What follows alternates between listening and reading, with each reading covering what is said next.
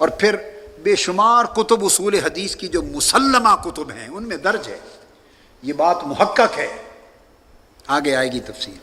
امام بخاری خود فرماتے ہیں کہ 1,00,000 احادیث صحیحہ صحیح احادیث یاد ہیں اور 2,00,000 غیر صحیح احادیث یاد ہیں۔ اور غیر صحیح کا معنی موضوع نہیں ہے، یہ ایک الگ فنی بات ہے۔ جب غیر صحیح فرمایا تو اس کا مطلب ہے جو انہوں نے معیار مقرر کیا اس بخاری کے لیے، جو ان پر پوری نہیں اترتی، دوسروں کے نزدیک وہ بھی صحیح ہو سکتی۔ تو 1,00,000 صحیح احادیث تو خود امام بخاری کو یاد تھی، اور جامع صحیح بخاری میں تو درج ہیں صرف 2513، باقی 97,487 حدیثیں بنی، 97,000 سے اوپر، یعنی لگ بھگ 98,000 سے کچھ کم یہ حدیثیں وہ ہیں بچ گئیں جو صحیح تھیں، جن کو امام بخاری نے خود صحیح کہا، میں نے نہیں کہا ہے، امام بخاری نے کہا کہ مجھے 1,00,000 صحیح حدیث یاد ہیں، تو انہوں نے جن کو صحیح کہا ان 1,00,000 میں سے صرف 2500 حدیثیں بخاری میں ہیں، جمع 13، بقایا جو 97,500 احادیث بچی تقریباً وہ صحیح بخاری میں نہیں ہیں، وہ صحیح ہوئی یا نہیں، وہ کہاں گئیں؟ تو وہ باقی کتابوں میں آئی ہیں کہ نہیں؟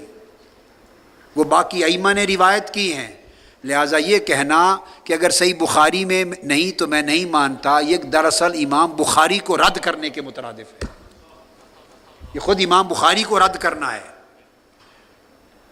وہ فرماتے ہیں میں نے ایک پیمانہ مقرر کیا ہے خاص اس کتاب کے لیے، جو اس پیمانے پر صحیح احادیث میں سے جو اس پیمانے پر پوری اترے ان کو میں جامع الصحیح میں لیتا ہوں، الجامع الصحیح میں، اور جو میں نے نہیں لی وہ 97,500 مزید صحیح احادیث ہیں۔ یہ تو وہ ہیں جو امام بخاری کو یاد ہیں، تو کیا امام بخاری کو کل صحیح احادیث یاد تھی؟ ان کے استاد بھی تو تھے۔ کیا امام احمد بن حنبل فرماتے ہیں مجھے 7,00,000 احادیث یاد ہیں، 7,00,000 احادیث امام احمد بن حنبل، تو کیا وہ ساری غیر صحیح یاد تھی؟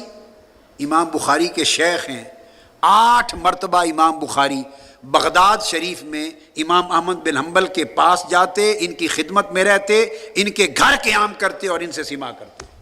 امام بخاری 7,00,000 حدیث امام احمد بن حنبل ہی کو صرف یاد تھی، تو وہ باقی احادیث صحیحہ باقی کتب میں آئی ہیں۔ سو یہ کہنا غلط ہے کہ جو بخاری میں نہیں وہ صحیح نہیں، یہ مغالطہ عمر بھر کے لیے دور کر لیں کہ علمی مغالطہ تھا۔ اور یہ بھی غلط ہے کہ کل صحیح احادیث جتنی ہیں وہ سب بخاری میں ہیں، یہ بھی غلط ہے، ثابت ہو چکا کہ کل احادیث صحیحہ بخاری میں نہیں، ہزاروں لاکھوں اور ہیں جو بخاری میں نہیں آ سکی۔ بخاری شریف میں تو صرف 2513 ہیں جو امام بخاری نے اس کتاب کے لیے ایک معیار مقرر کیا، انہیں یاد 1,00,000 حدیث میں سے صحیح احادیث میں سے جو اس پیمانے پر پوری اتری ان کو انہوں نے اس کتاب میں لے لیا، باقی دیگر مقامات پر بیان کیا اور دیگر ائمہ نے روایت کیا۔ تو میں یہ عرض کر رہا تھا کہ امام اگر اس انداز سے دیکھیں تو بخاری شریف میں بہت سی حدیث وہ نہیں ہیں جو ہم دیگر جگہوں سے لیتے ہیں۔ اب المنہاج السوی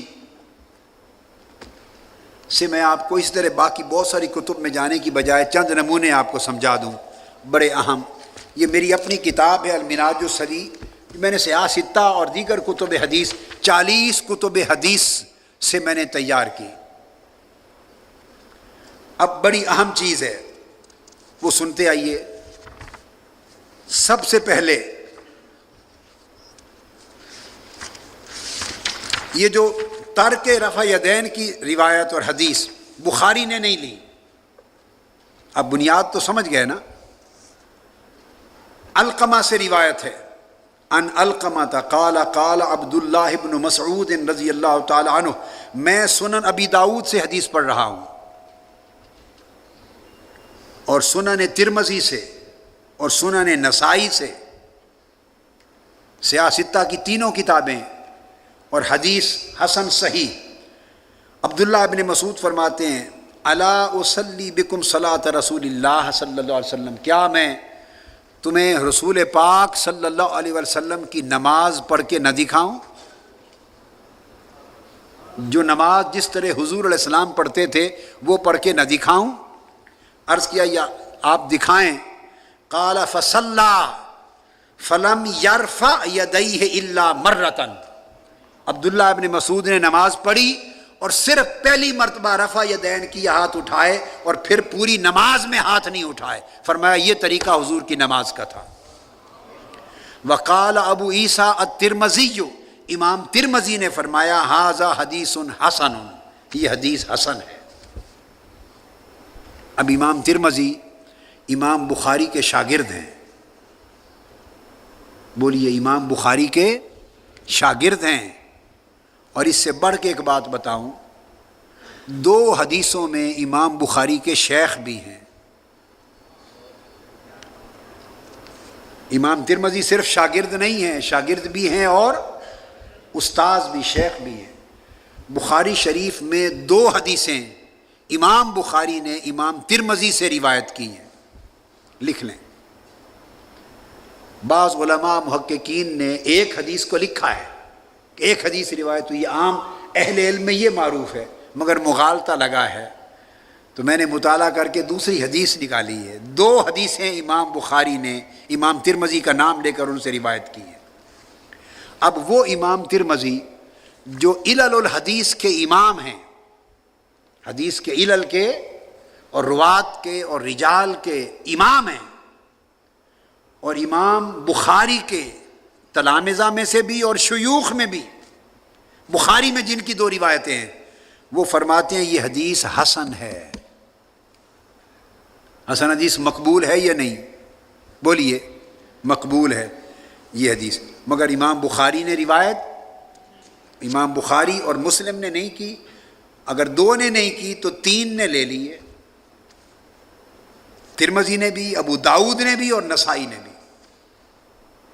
اور پھر آگے حدیث خالد بن عمر اور ابو حذیفہ سے، قالوا حدثنا سفیان باسنادہ بہذا، یہ اوپر کی اسناد کے ساتھ، قال فرفع یدی فی اول مرۃ وقال بعض مرۃ واحدہ، انہوں نے کہا کہ انہوں نے صرف پہلی مرتبہ ہاتھ اٹھائے اور بعضوں نے کہا صرف ایک مرتبہ ہاتھ اٹھائے، بعد میں نہیں اٹھائے۔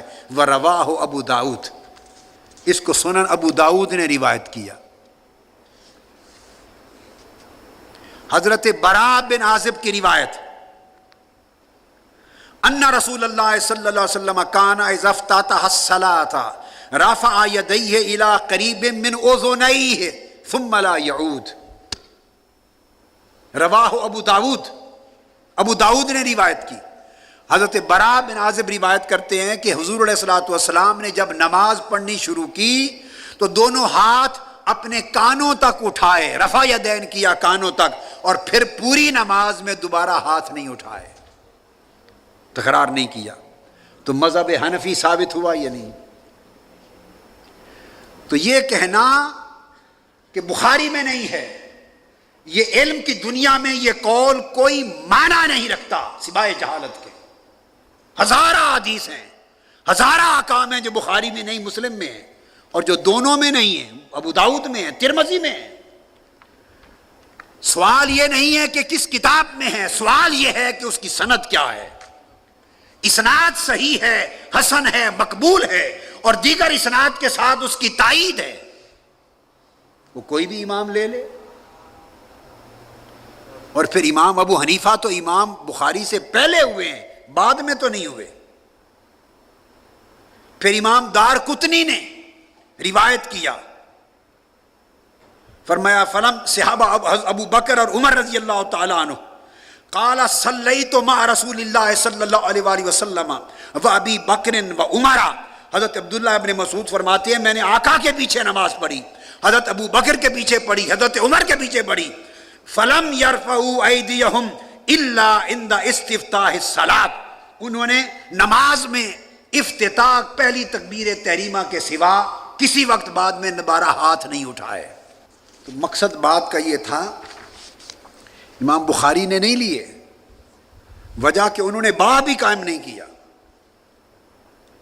اور بعض اماموں نے باب ترک رفع الیدین کا قائم کیا۔ امام نسائی نے رفع الیدین کا باب بھی قائم کیا، اور اگلا باب و ترک ھذا، رفع یدین ترک کرنے کا باب بھی قائم کیا۔